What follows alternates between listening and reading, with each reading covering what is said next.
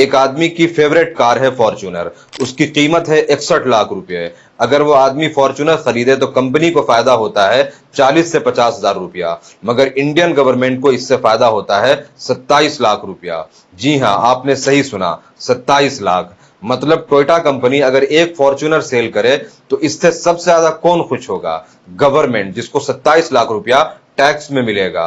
Company का profit होगा 40 से 50 हजार रुपया, और 61 लाख रुपया कौन पे करेगा? जिसने कार खरीदी है। हम सब ने लगान मूवी देखी है, जिसमें सब अंग्रेजों से बहुत परेशान रहते हैं। क्यों? क्योंकि अंग्रेज इंडियन से लगान वसूलते हैं। उन्हें फर्क नहीं पड़ता कि फसल अच्छी हुई है या नहीं, मुनाफा हुआ है या नहीं, बस उन्हें लगान चाहिए। इस वक्त भी इंडिया की यही कंडीशन है। अगर आप तब और अब में कंपेयर करें तो सिर्फ दो चीज बदली है। पहला, टैक्स वसूलने का स्किन कलर, दूसरा लगान की रकम जो अब 4 गुना से 5 गुना ज्यादा बढ़ गई है। सिचुएशन आज भी सेम है। गवर्नमेंट को फर्क नहीं पड़ता कि आप जॉब में हैं या नहीं, बिजनेस में लॉस हुआ है या प्रॉफिट हुआ है, बस उन्हें जैसे भी हो टैक्स चाहिए। तब एक तरह का टैक्स था लगान, अब 50 अलग अलग तरह के टैक्सेस हमें देने होते हैं, जैसे income tax, corporate tax, short term capital gain tax, long term capital gain tax, security transaction tax, state stamp duty, value added tax यानी वैट, कस्टम ड्यूटी और पेट्रोल पर लगने वाला वैट अलग से। इतना ही नहीं, इसके अलावा और भी कई तरह के टैक्सेस हैं, जैसे property tax, professional tax, road tax, entertainment tax, educational cess, Swachh Bharat tax etcetera. एक के बाद एक टैक्सेस आपसे वसूले जाते हैं, जिसमें ज्यादातर इनडायरेक्ट टैक्स हैं। इनडायरेक्ट टैक्स मतलब आपको पता भी नहीं है मगर आप पे कर रहे हैं। बहुत सारे लोगों को लगता है कि सिर्फ हम ही टैक्स पे कर रहे हैं, जबकि जो लोग इनकम टैक्स नहीं पे कर रहे हैं वो इनडायरेक्ट टैक्स के फॉर्म में ज्यादा ही टैक्स पे कर रहे हैं। आज इस वीडियो में टैक्स ट्रैप के इस मायाजाल को समझते हैं और जानते हैं कि कैसे आम आदमी कितने तरीके का टैक्स दे रहा है और बदले में उसे क्या मिलता है। वीडियो के एंड में आपको एक बहुत ही इंपॉर्टेंट सवाल का जवाब मिलेगा, इसीलिए एंड तक बने रहे। हिंदुस्तान जैसी जगह में 40% टैक्स ले रहे हो, 30 से 40%। 12 महीने में से 5 महीने आप सरकार के लिए काम कर रहे हो। A sleeping partner cannot answer sitting here. Best finance minister is back, guys. Yes. पगार तो बढ़ता नहीं है, सबका पगार वही रहता है, लेकिन खाने का दाम सबका बढ़ रहा है। 5 साल में मिडिल क्लास रहेगा ही नहीं, सब गरीब। टैक्स ले लेके कोई बचेगा ही नहीं भाई। मतलब ये साला मर कैसे नहीं रहा अभी तक? Sleeping partner cannot answer sitting here. It's a punishment, it's not a tax. सबसे पहले शुरू करते हैं इनकम टैक्स से। डेनमार्क, ऑस्ट्रिया, पुर्तगाल, स्वीडन, बेल्जियम, इन कंट्रीज की 50% से ज्यादा पॉपुलेशन इनकम टैक्स पे करती है।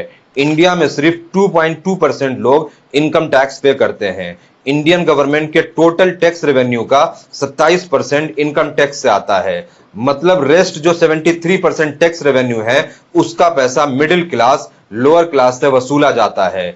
यहां एक बात जान ले कि 2.2% लोग ही इंडिया में इनकम टैक्स क्यों देते हैं, क्योंकि इंडिया की 50% पॉपुलेशन एग्रीकल्चर से जुड़ी हुई है और इनकम टैक्स के लॉ के अकॉर्डिंग एग्रीकल्चरल इनकम के ऊपर कोई इनकम टैक्स नहीं है। इसीलिए मेजॉरिटी इंडियन इनकम टैक्स पे नहीं करते हैं।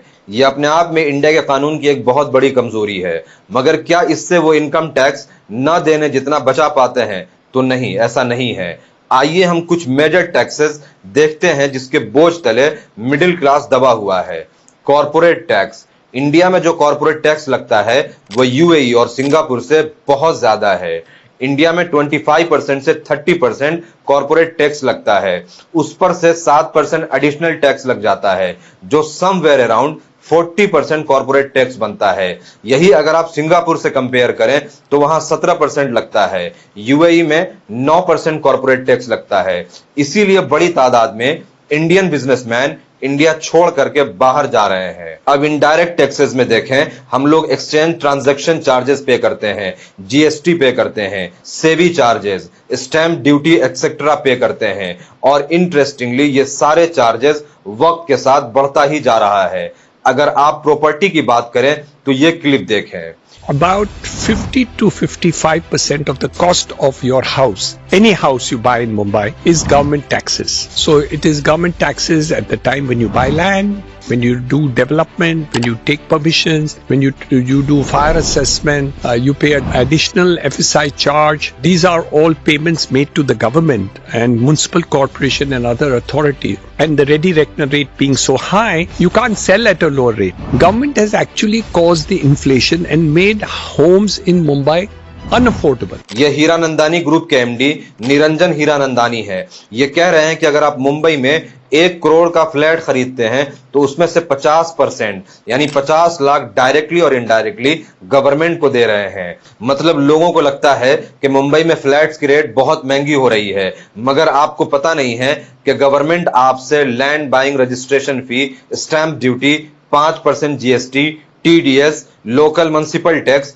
और फिर 20% कैपिटल गेन टैक्स सब जोड़ करके आपसे 50% टैक्स ले लेती है।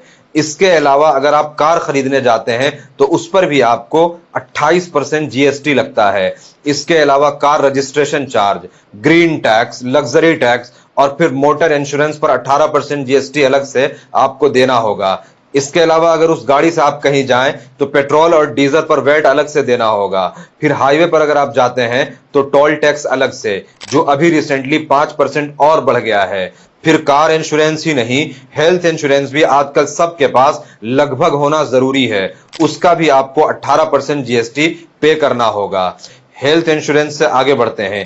ये जो शर्ट का बटन है उसके ऊपर भी 18% जीएसटी लगता है, जो रोजमर्रा की चीज है जैसे shaving cream, washing powder, perfume, Colgate, इन सब चीजों के ऊपर 18 से 28% जीएसटी है। और हायर एजुकेशन सर्विसेज जैसे कोचिंग सेंटर्स या ऑनलाइन कोर्सेज खरीदने के लिए 18% जीएसटी देना पड़ता है। और इतने सारे टैक्सेशन को सुन करके अगर आपके सर में दर्द हो रहा हो तो आप चाहेंगे कि पैरासीटामोल खाएं, तो उस पर भी आपको 12% जीएसटी देना होगा। आप यकीन करें, हर चीज चाहे हिंदू खरीदे या मुसलमान खरीदे, अमीर खरीदे या गरीब खरीदे, उस पर उसको इनडायरेक्ट टैक्स देना पड़ता है। मतलब मैं और आप टैक्स पेयर हैं। आप पेट्रोल डीजल को देखें, हालांकि ये जीएसटी से बाहर है, मगर फिर भी अगर आप दिल्ली में 1 लीटर पेट्रोल 96 रुपए का खरीदते हैं तो उसका बेस प्राइस सिर्फ 36 रुपए है, जहां एक्साइज 32 रुपए, AIDC 2.5 rupees, dealer commission charge 3.9 rupees, फिर वैट 21.34 रुपीज। मतलब जो पेट्रोल 36 रुपए का है उस पे आप लगभग 60 रुपया टैक्स दे रहे हैं। मतलब आप सामान के एक्चुअल प्राइस का 2 गुना टैक्स दे रहे हैं। और इसमें जो आप ये टैक्स दे रहे हैं एआईडीसी, मतलब एग्रीकल्चरल इंफ्रास्ट्रक्चर और डेवलपमेंट सेज, इसके बारे में तो बहुत सारे लोगों को पता ही नहीं होगा। ये टैक्स पाम ऑयल और सोयाबीन ऑयल पर भी 20% लगता है, प्लस इंपोर्टेड गोल्ड पर भी ये टैक्स लगता है। इनफैक्ट इंपोर्टेड गोल्ड पर तो और भी ज्यादा टैक्सेस हैं, जैसे 15% कस्टम ड्यूटी, एआईडीसी 2.5% और जीएसटी 3%, मतलब टोटल 21% टैक्स। मतलब अगर आप 1 लाख रुपए का गोल्ड खरीद रहे हैं तो उसका 21,000 रुपया गवर्नमेंट को चला जाएगा, यानी आप सिर्फ 79,000 का गोल्ड खरीद पाएंगे। इंडिया में कस्टम ड्यूटी इतना ज्यादा हैवी हो गया है कि इसी वजह से करप्शन बढ़ गया है। इसीलिए आप आए दिन न्यूज में सुनते हैं कि कोई कहीं छुपा करके, कोई कहीं डाल करके गोल्ड स्मगल कर रहा था। और लास्ट ईयर कस्टम ऑफिसर्स ने अब तक 2000 केजी गोल्ड स्मगलिंग करते हुए सीज किया है, जिसकी कीमत लगभग 14,000 करोड़ रुपया है। अब इतने सारे टैक्सेस पे कर करके एक आदमी की पूरी सेविंग खत्म हो जाएगी।